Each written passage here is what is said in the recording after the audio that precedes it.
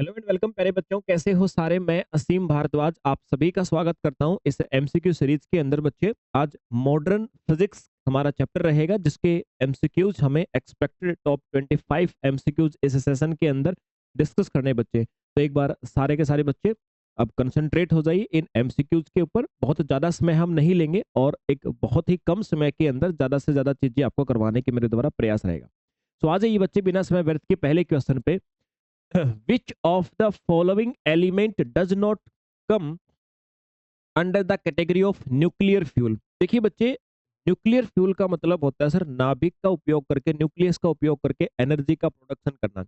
ऐसा कहाँ होता है सर? एटम बम या हाइड्रोजन बम बच्चे हम जो बनाते हैं उसके अंदर न्यूक्लियस के ही उपयोग के द्वारा बच्चे, नाभिक के ही कहीं ना कहीं उपयोग के द्वारा एनर्जी का प्रोडक्शन किया जाता है।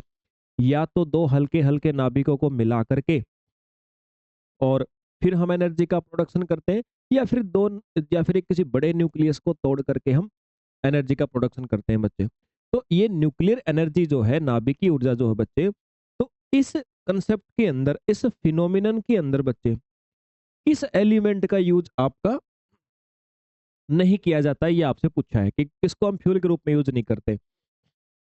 देखिए बच्चे, ज्यादातर हम न्यूक्लियर एनर्जी का उत्पादन करने के लिए ज्यादातर बच्चे हम उस एलिमेंट का यूज करते हैं जो भारी भी होते हैं और रेडियो एक्टिव भी होते हैं बच्चे। तो यहाँ पर देखिए, यूरेनियम रेडियो एक्टिव है, प्लूटोनियम रेडियो एक्टिव है, थोरियम भी रेडियो एक्टिव है बच्चे। कैडमियम रेडियो एक्टिव नहीं है, मतलब ये आसानी से विखंडित होने वाला एलिमेंट नहीं है बच्चे, और ज्यादा भारी भी नहीं है। तो सर इसको हम नाभिकीय फ्यूल के रूप में उपयोग नहीं करते। ए वाला आपका आंसर आ जाएगा। फिर आ जाइए बच्चे, why is RDX a dangerous explosive? RDX का नाम आपने सुना होगा बच्चे, जिसको हेक्सागन भी कहा जाता है अलग अलग कंट्रीज के अंदर। तो ये सबसे ज्यादा खतरनाक विस्फोटक क्यों है? देखिए बच्चे, विस्फोट करने के लिए दो चीज चाहिए। एक तो वो मटेरियल जो विस्फोट करेगा, और दूसरा ऑक्सीजन। अगर दोनों किसी एक ही चीज के अंदर भर दो तो खतरनाक विस्फोटक होता है बच्चे। यही होता है आरडीएक्स के अंदर सर। इसमें ईंधन, फ्यूल यानी वो मटेरियल भी है जिसको विस्फोट करना है, और साथ में ऑक्सीजन भी होती है बच्चे। दोनों का मिश्रण होता है, इसलिए सबसे ज्यादा क्या होता है सर? ये खतरनाक होता है। फिर तीसरे क्वेश्चन पे आ जाइए बच्चे। तीसरा क्वेश्चन आपको क्या कह रहा है sir? What is the effect of dropping a neutron bomb? Neutron bomb अगर हम डालते हैं बच्चे, या न्यूट्रॉन की बम्बारमेंट करते हैं, उससे क्या नुकसान है? ऑब्वियस सी बात है सर, जीव जंतुओं को नष्ट कर देगा ये।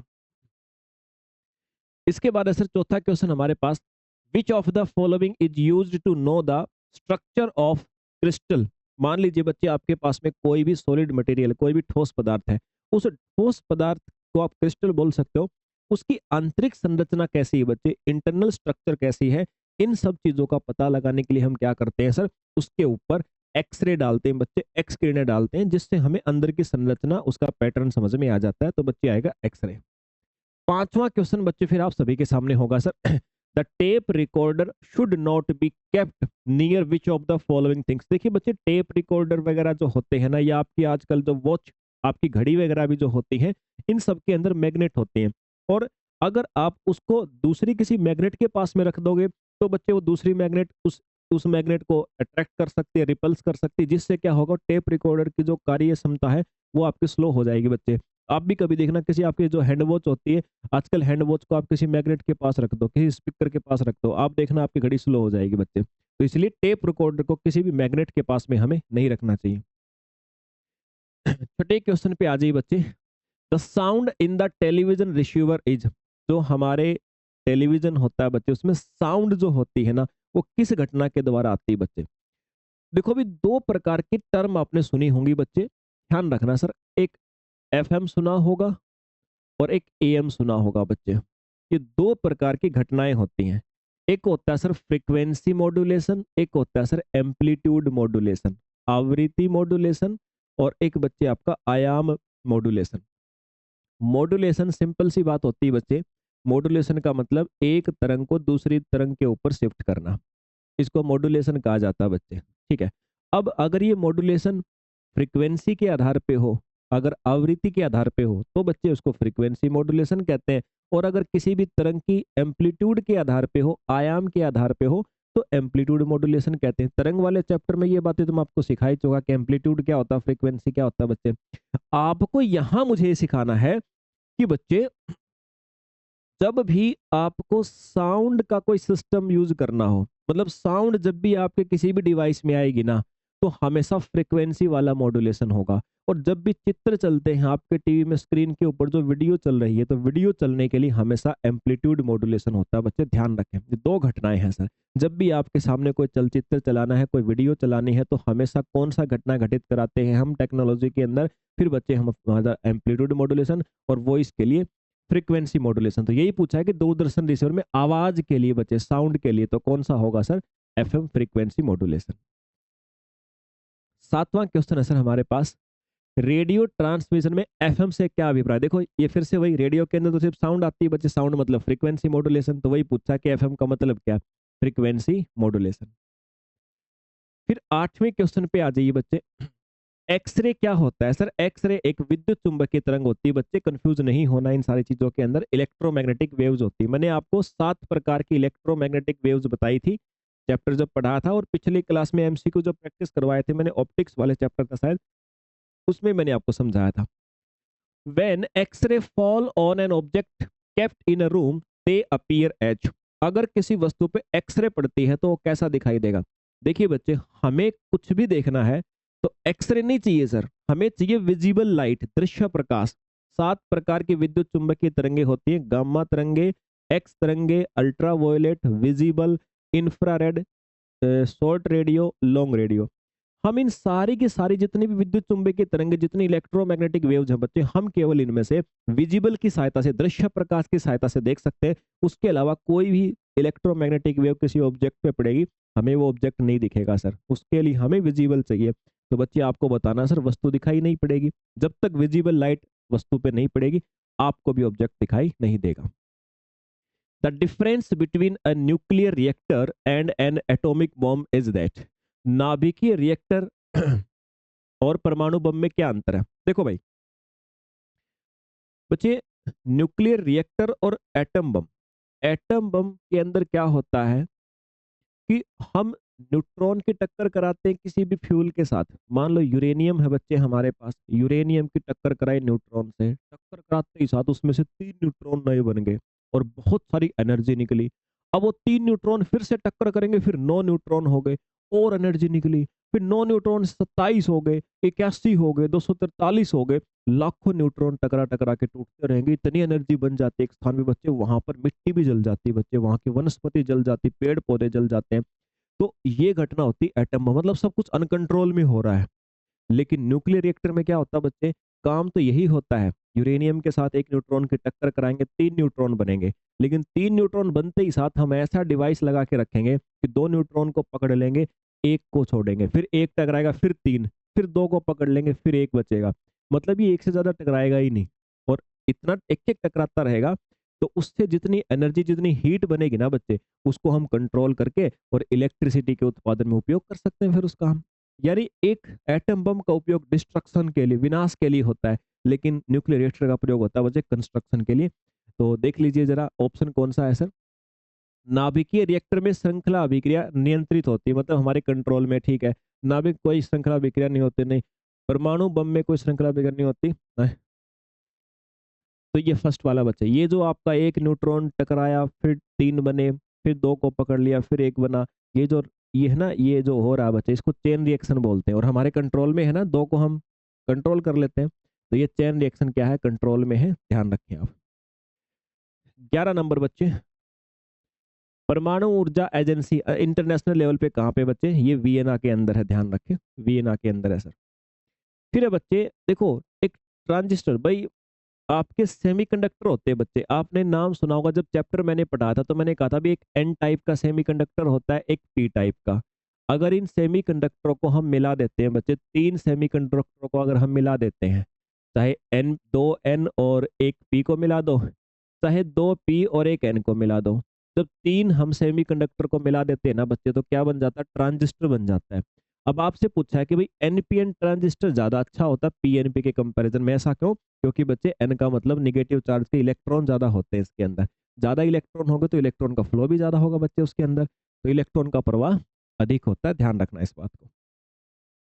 फिर बच्चे 13 नंबर क्वेश्चन, जो हमारे पीने का पानी है उसमें कोई भी ऐसा आइसोटोप तो नहीं है जो गामा रेडिएशन को छोड़ता हो और जो हमें नुकसान पहुंचा दे बच्चे। तो इसको चेक करने के लिए कौन सा इंस्ट्रूमेंट होता है बच्चे, कौन सा यंत्र होता है, उसको कहा जाता है सर प्रस्फुरण गणक कहा जाता है सर। उसको उसको सिंटिलेशन काउंटर कहा जाता है, जो ऐसे आइसोटोप का पता लगाता है कि पीने के पानी में कहीं वहां से गामा रेडिएशन तो नहीं निकल रही है, क्योंकि गामा रेडिएशन बच्चे जला देंगे हमें।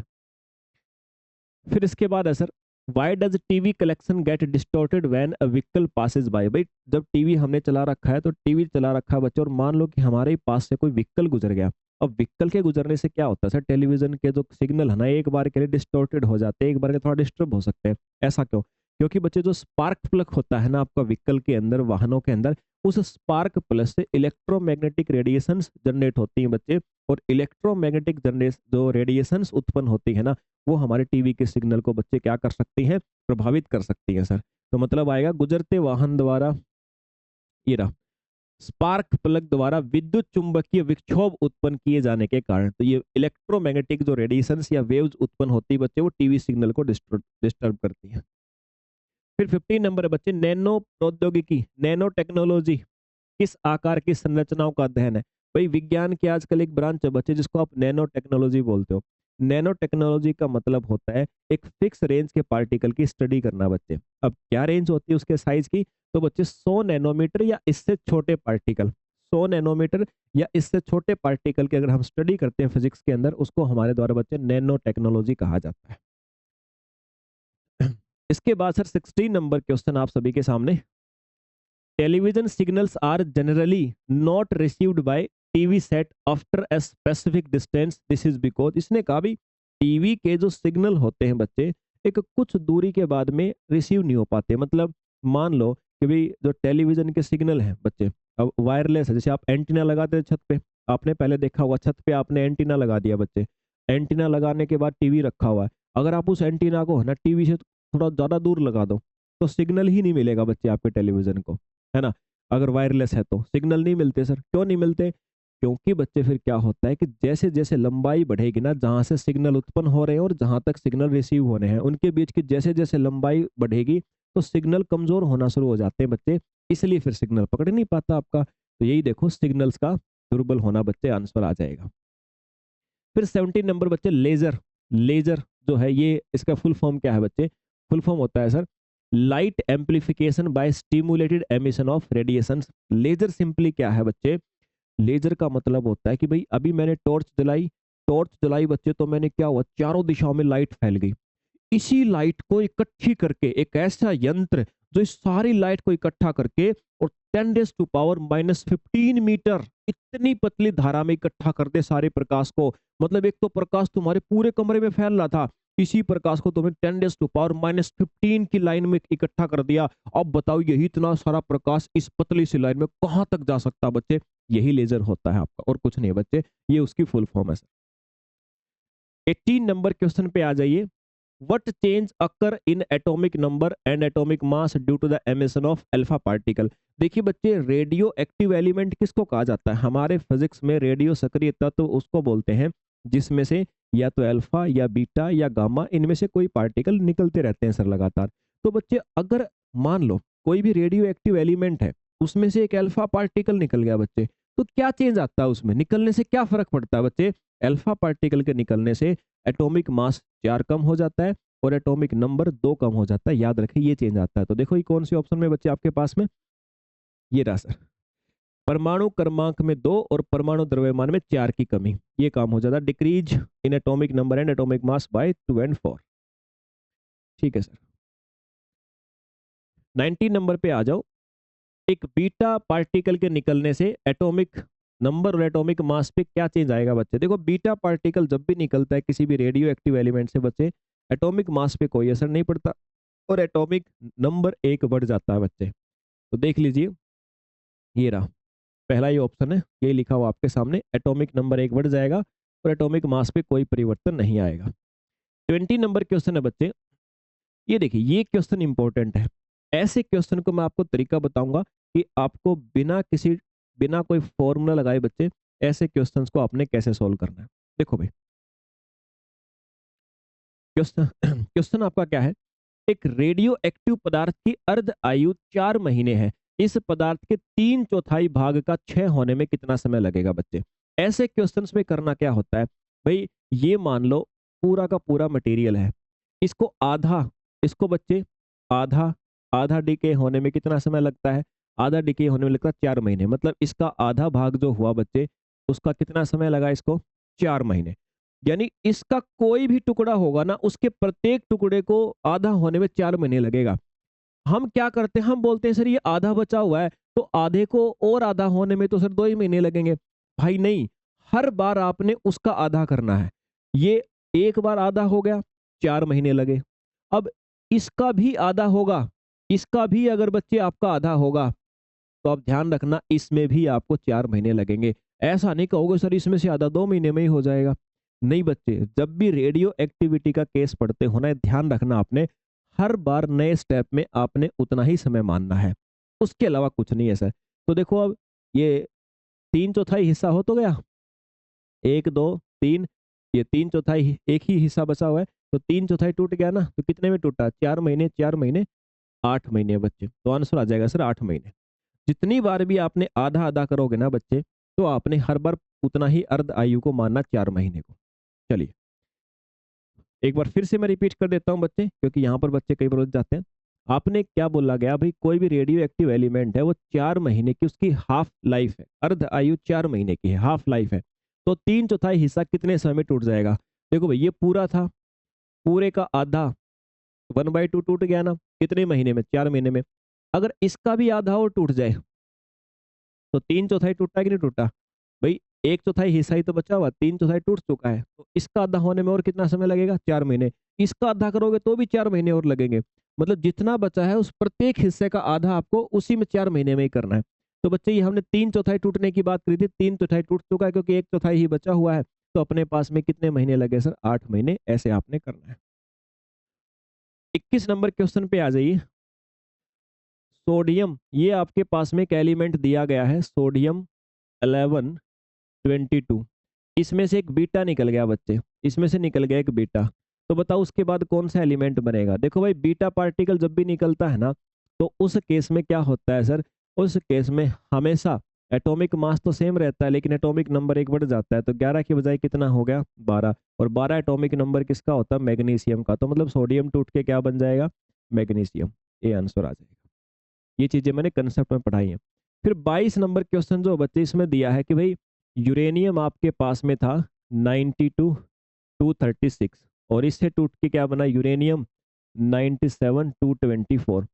इसमें कितने अल्फा और कितने बीटा कण निकले होंगे ये पूछा आपसे। मतलब 236 से एटॉमिक मास घट के कितना हो गया? 224।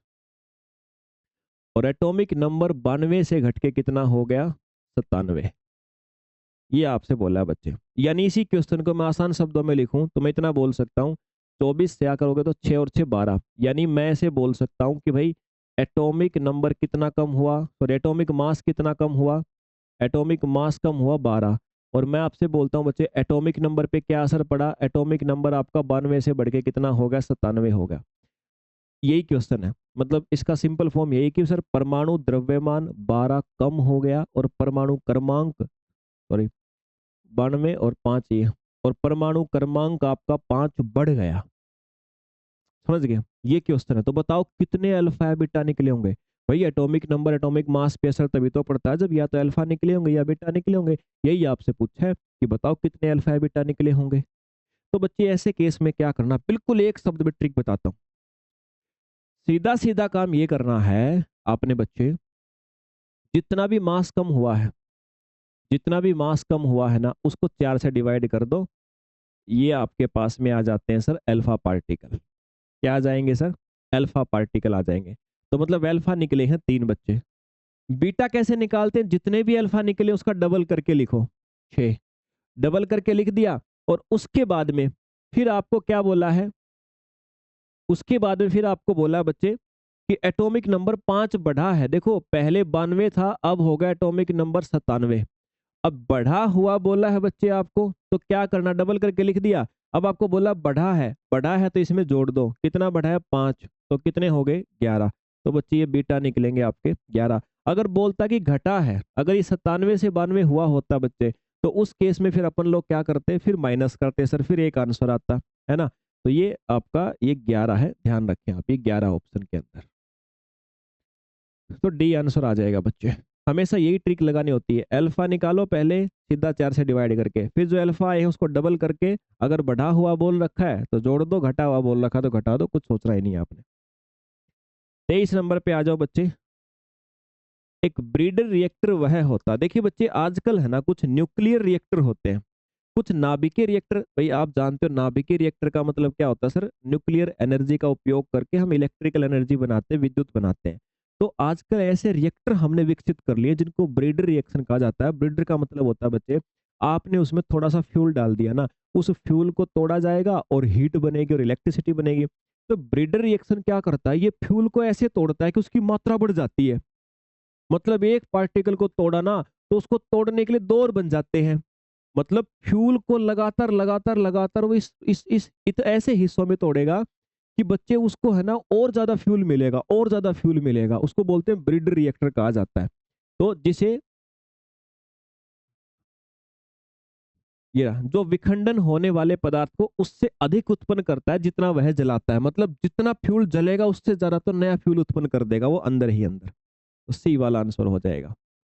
फिर बच्चे एक क्वेश्चन हमारे पास है, ब्लूटूथ और वाईफाई के बीच क्या अंतर। देखो मुझे सामान्य अंतर तो यही है कि ब्लूटूथ जो है ना उसके हमें बिल्कुल सामने रेंज में रहना पड़ता है। सामान्यतः ब्लूटूथ का अच्छा कनेक्शन चाहिए तो हमें है ना उसके नियरेस्ट और सामने अलाइन होना पड़ता है। लेकिन वाईफाई में क्या होता है बच्चे, आपको आवश्यकता नहीं, जितनी रेंज आप कहीं भी घूमते रहो, आप उस वाईफाई के सामने अलाइन रहो चाहे ना रहो, कहीं भी रहो वाईफाई आपका काम कर जाएगा बच्चे। तो सी वाले ऑप्शन के अंदर है, जब ब्लूटूथ प्रौद्योगिकी प्रयोग कर रहे दो उपकरणों के बीच सूचना प्रेषित की जाती है तब दोनों उपकरणों को दृष्टिगत स्तर पर पंक्तिबद्ध होना पड़ता है। मतलब दृष्टिगत स्तर पे एक नियरेस्ट स्तर पे रहना पड़ता है, लेकिन वाईफाई के अंदर ऐसा नहीं है। 25 नंबर क्वेश्चन है बच्चे, आपने दो प्रकार के सिम कार्ड देखे होंगे, यानी सिम कार्ड आपके जो मोबाइल नंबर पे नेटवर्क आता है उसकी दो टेक्नोलॉजी होती है, एक जीएसएम होता है, एक सीडीएमए। तो सीडीएमए का फुल फॉर्म क्या होता है बच्चे, कोड डिवीजन मल्टीपल एक्सेस। मतलब यहाँ पर कंपनी अलग अलग कोड के ऊपर आधारित नेटवर्क से आपको संचारित करती है। और जीएसएम में क्या होता है सर, वहां पर एक ही सिग्नल के द्वारा सभी को ऑपरेट कर किया जाता है। तो डी आंसर आ जाएगा। ठीक है, चलिए बच्चे, तो ये थे आपके इस चैप्टर के 25 क्वेश्चंस जो आपको करने थे, आपके एग्जाम से रेलिवेंट थे। अब मिलते हैं दोबारा किसी सेशन के अंदर। जय हिंद भाई।